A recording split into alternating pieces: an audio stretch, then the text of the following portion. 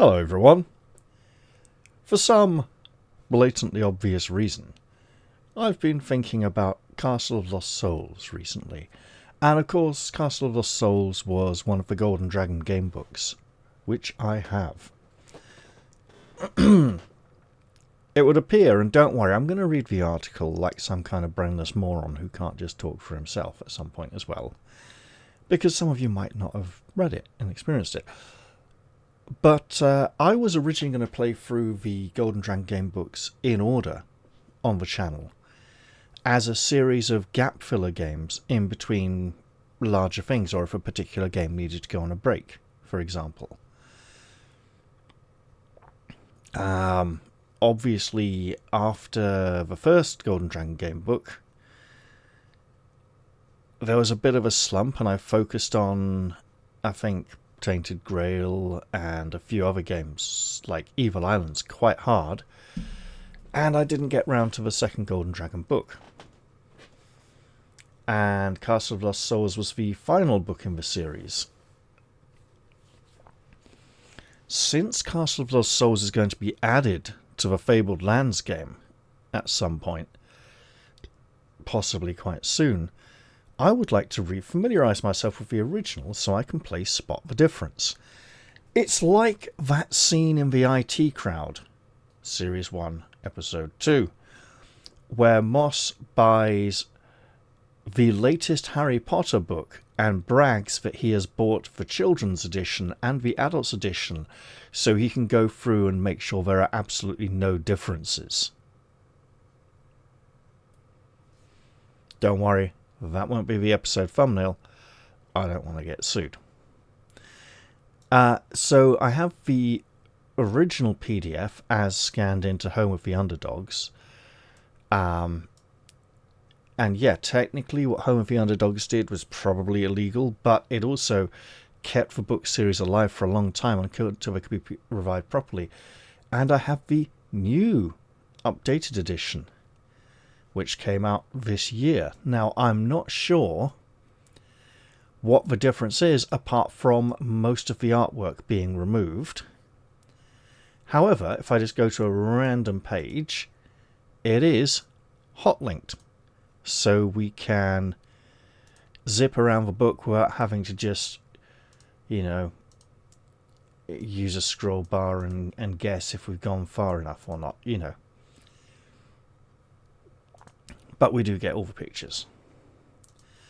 So I'm probably going to give the old book a play sometime soon. Or maybe the new one, again, to see if there are differences. It's been long enough since I played it, but I don't remember very much. I remember there's a demon in a castle who's threatening the world. We are a hero who has to go kill the demon. And I remember that the journey to the castle is a significant portion of the adventure. It's not like, like Death Trap Dungeon, for instance, where you start right outside the doors, you go inside and there you're in the dungeon, the whole adventure is in there. This is, you go on the journey to the castle,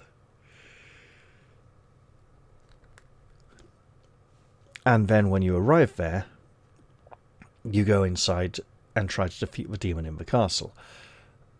And the demon is so powerful that he messes with you on the way to the castle by sending a number of foes and challenges your way, which makes the journey fun and interesting. The encounters on the way to the castle do feel a little bit random and disconnected from each other, but it is the demon throwing an assortment of challenges at you that are supposed to make you feel on edge and, sort of unpredictable, so you don't know what's going on. I think and they do get more dangerous as you progress towards the castle, but not in a strictly linear 1, 2, 3, 4, 5, 6 way. I think it's, I think there's 6 encounters on the way to the castle, and I think the second is more challenging than the third, and then I think the fifth is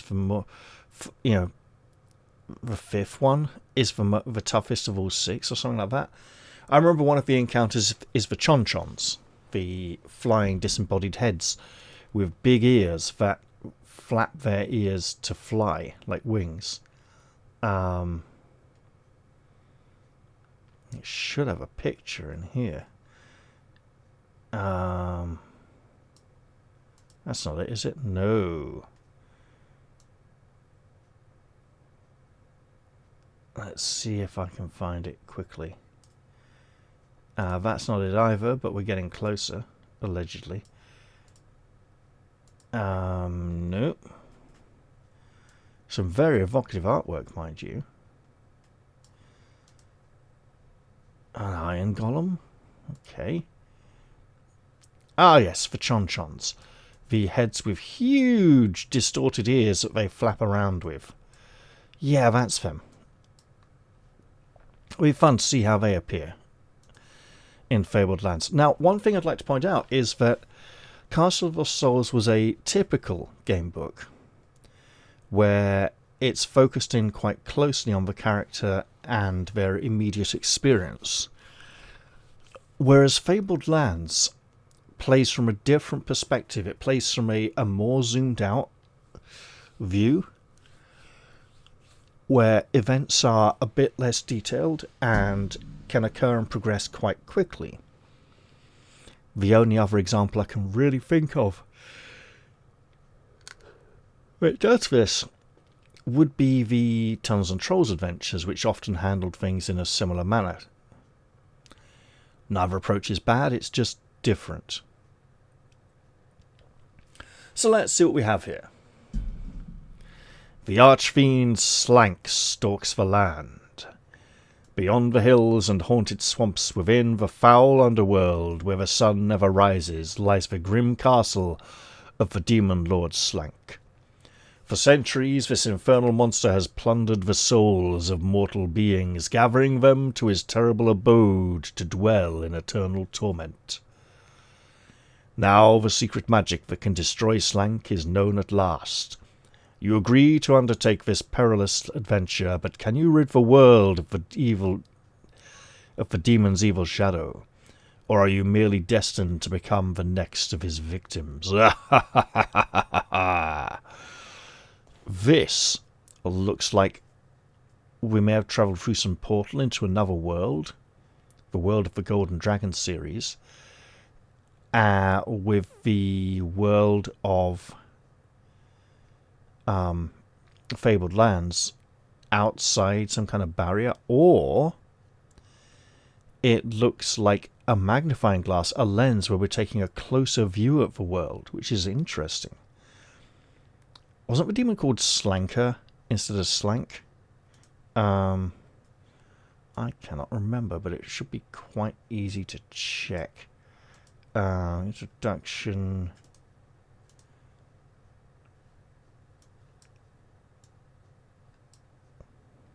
Oh, no, Slank. Why do I think he was called Slanker? That's interesting. Right. The underworld opens at last. For the first time ever in Fabled Lands, you'll be able to step into the underworld.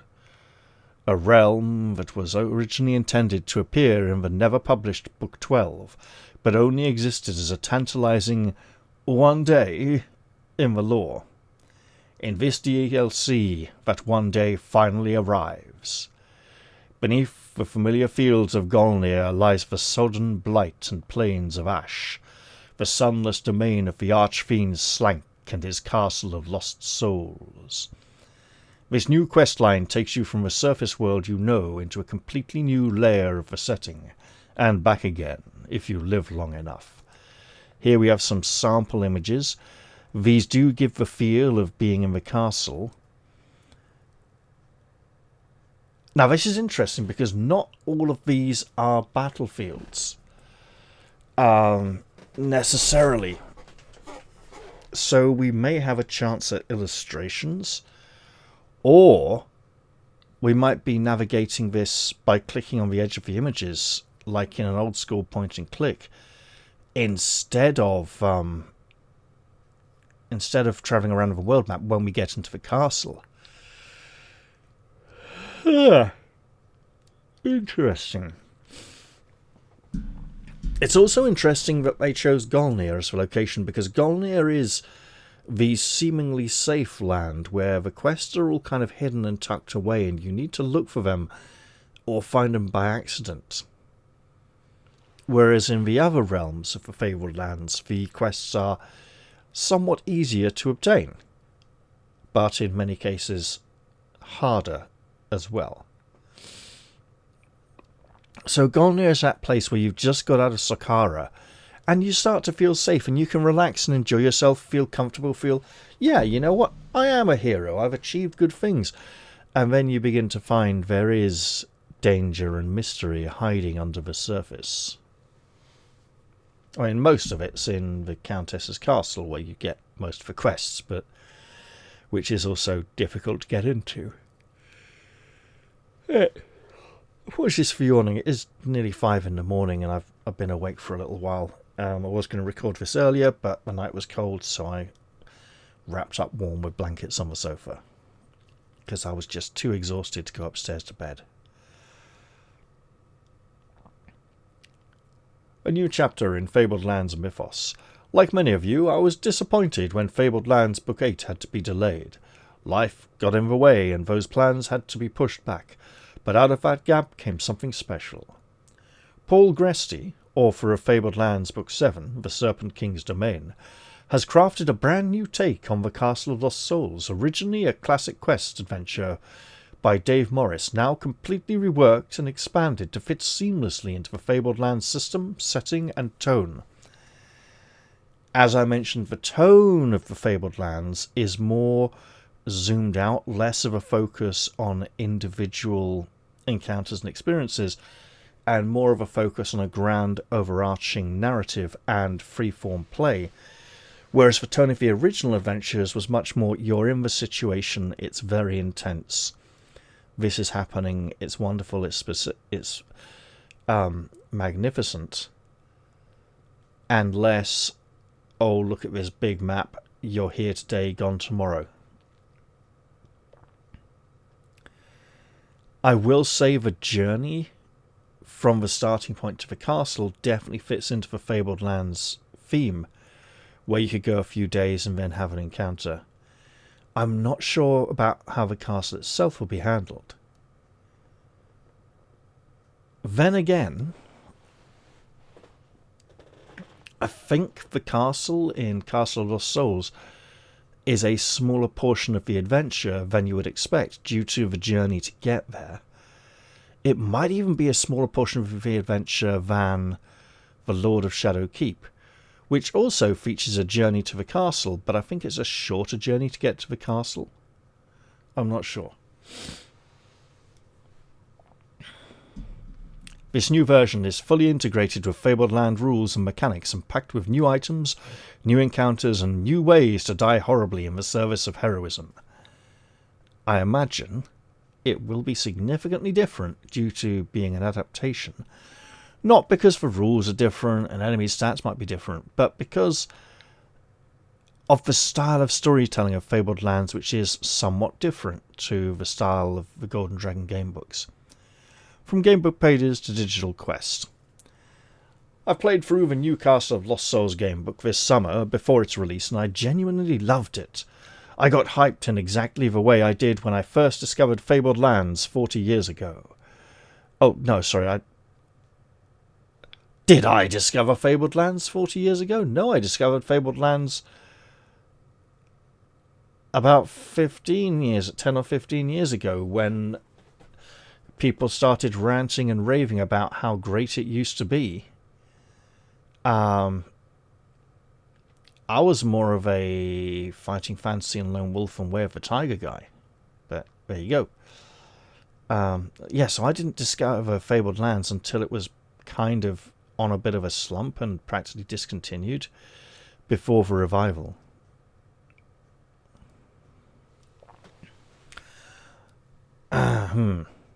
Halfway through the adventure, I was already thinking, okay, I have to adapt this. Maybe I can squeeze in one big update before the year is out. That became the plan. Take this underworld quest and turn it into a substantial DLC, not just a tiny side branch. Of course, working side by side on 2 games, Blood Sword and Fabled Lands, while also juggling family life, my kids do not respect production schedules, meant I had less time to post behind-the-curtain updates than I'd have liked. But all that quiet work has gone into this, a chunky, story-rich expansion that deepens Golnir rather than just bolting a new map on the side. Here's what you can expect from Fabled Lands Castle of Lost Souls. The town of Linton, where anyone who owns the DLC will be able to enter and take on new quests as well as additional points of interest on the Golnir map tied to the Slank storyline. Wasn't Linton the name of the guy? Oh no, it is the name of the town. Okay, I thought it was the name of the guy who gave you the town originally. Travel beneath Golnir into the plain of ash, a vast subterranean wasteland where the sun never rises.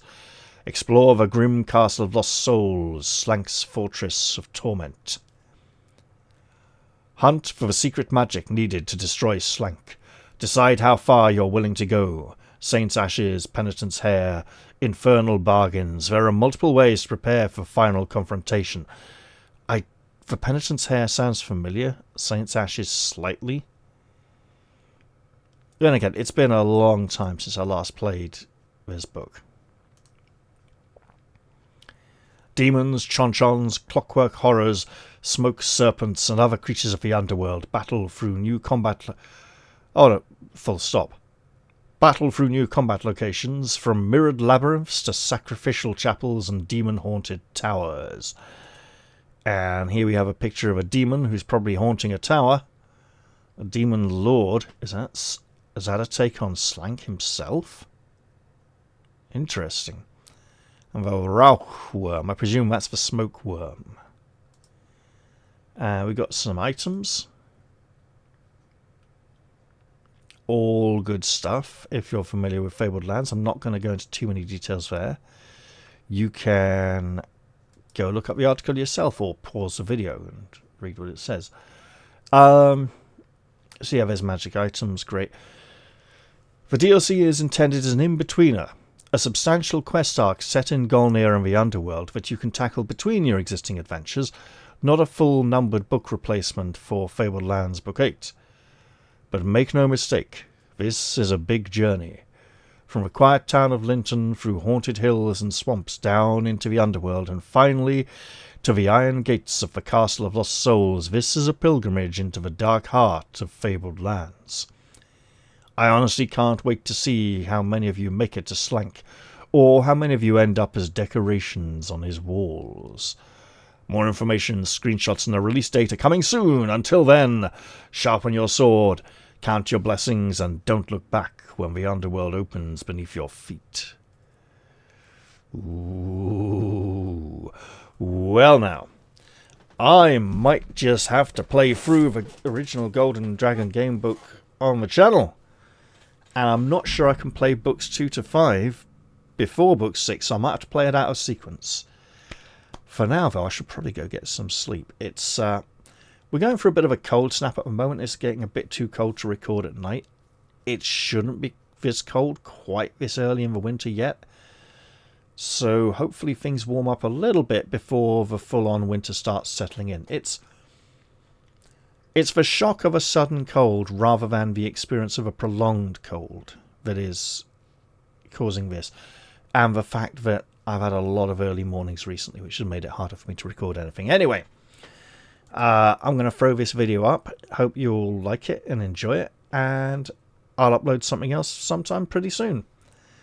Bye for now, everyone, and see you all soon in the journey to the Castle of Lost Souls.